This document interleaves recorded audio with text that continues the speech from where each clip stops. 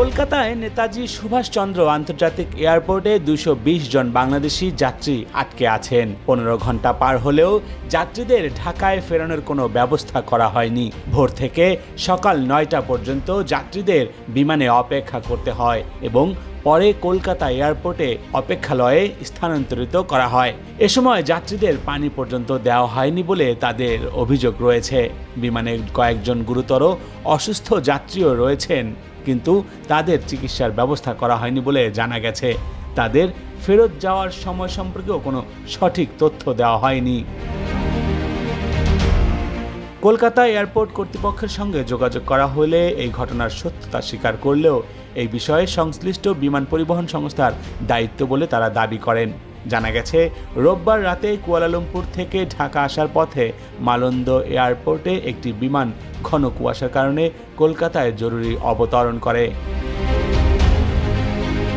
এদিকে আটকে পড়া যাত্রীদের কখন ঢাকায় নিয়ে আসা হবে, মালন্দ এয়ারপোর্টের কেউ এখনো তার নিশ্চয়তা দিতে পারছেন না। এই বিমানে গুরুতর অসুস্থ যাত্রী রয়েছেন মোট ৫ জন, যাদের দ্রুত হাসপাতালে ভর্তি করার প্রয়োজন। জানা গেছে, সেটারও এখন পর্যন্ত কোনো ব্যবস্থা করা হয়নি।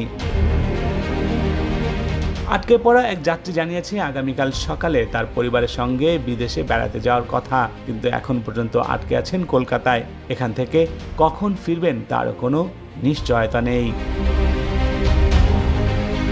Desk report, news hour.